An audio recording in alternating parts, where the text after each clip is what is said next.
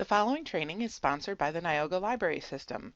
We serve our member libraries in Niagara, Orleans, and Genesee counties.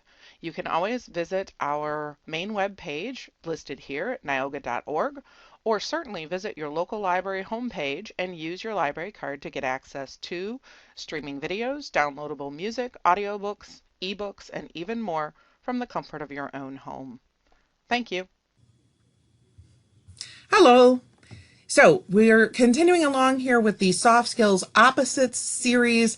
And this one I've labeled part 6, but I got messed up in how things have been crazy. So yeah, lifelong learning versus indifference. That's where we are, whatever part this is.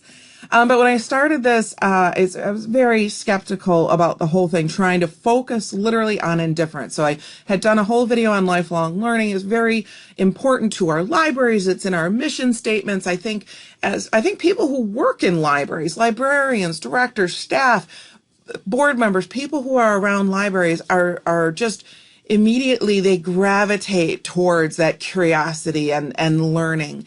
And it was very difficult for me. I started this and stopped and started and stopped. And then I conveniently moved on to other projects and then came back to this one and have been trying to work with it ever since. Indifference is really difficult for me to deal with. And I remember the old phrase, the opposite of love is not hate, it's indifference. And I think since I do consider myself a lifelong learner, and I'm absolutely, totally biased towards the libraries, love them, and the people in them, and just, everybody's great. Indifference is just the most difficult reaction for me to understand, to even justify. And I find it's been a bit upsetting personally. This is not good. This is not good since I'm trying to create these videos without at least some of my bias showing too much. Bias is everywhere. I know we have it. I have it. Everybody has a way of thinking, a worldview, whatever you want to call it. But both personal and professional biases, and when I teach, I try very hard to really separate the two or label the two if I can't separate them. I'll say professionally, the best practice is, and then follow up with, XYZ, whatever that is. And then I might say, but in the real world, so, an excellent example, and a simple example of a bias, so to speak, is the use and changing of passwords. Now, hey, I just saw you roll your eyes. Okay. I know it's okay.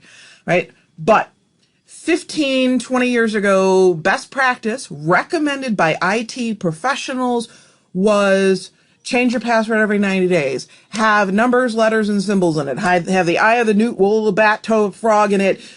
No, okay, well, that was Shakespeare. Sorry. But, have God, never write it down, never tell anybody, and keep changing it. Who the heck followed those practices? And then I got to tell you here on the side, everybody, including myself, who followed those practices, guess what I would do? I would write the little things down and then I would stick it on a sticky note on my computer. So the easiest passwords to find were the ones that were written down right there. Oh, can't do that. Don't do that. Okay. Now, general best practices, and you see this when you have to change passwords. The requirements for a password are put right underneath the password. At minimum of 8 characters. Do have capital letters, small letters, numbers. Some require a symbol in them, some don't.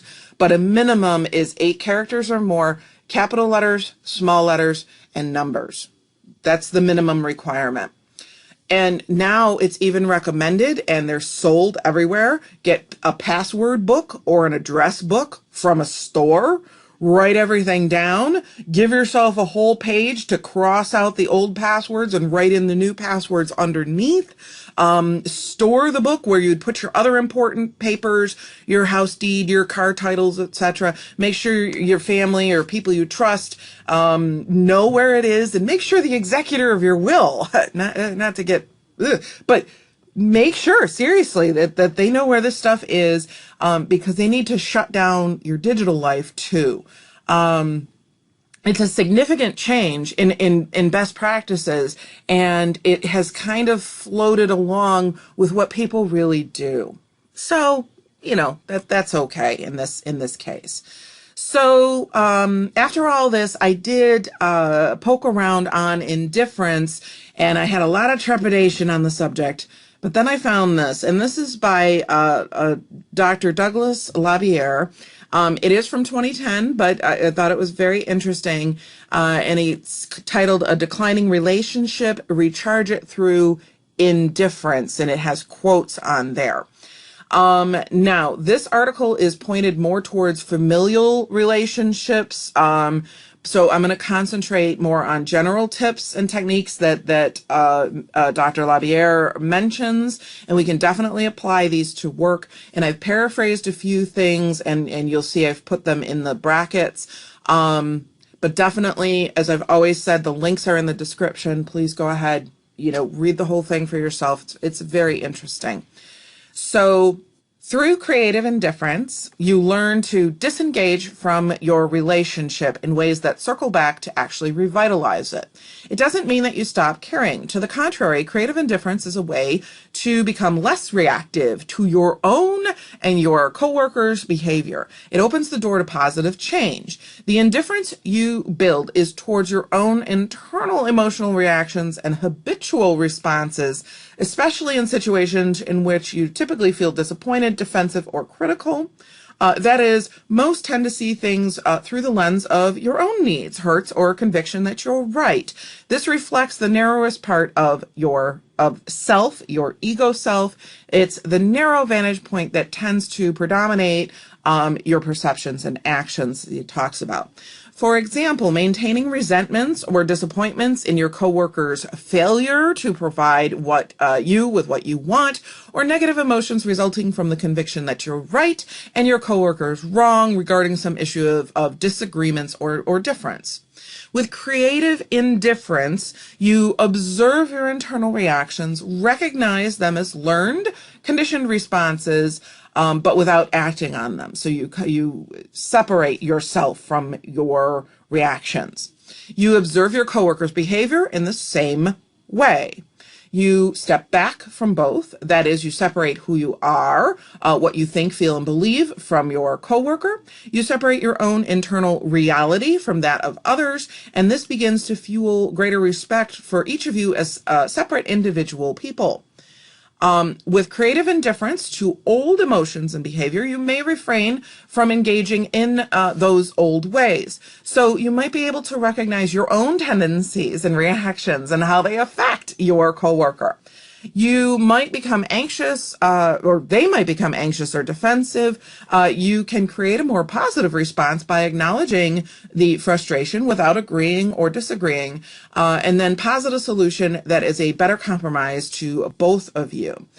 Your coworker might not like the response, but maintaining your own indifference to the reactivity, you may remain consistent with who you want to be in that moment. Respectful but clear about yourself and your boundaries. No anger, no retaliation, no submission. And that was all paraphrased that I've got written there. And then a quote from the article: with creative indifference, you're not trying to get a particular response, okay? Nor acting with self-righteousness about yourself. This keeps the ball in their court because you're not defending yourself, attacking, or trying to persuade them that you are right. And it really can serve to kind of calm the waters and move a discussion along away from any potential personal problems, like we said, their reactions, to a discussion of the things, the tasks, the stuff that needs to get done. And I want to just mention this takes a lot of energy. I'm going to talk about in other videos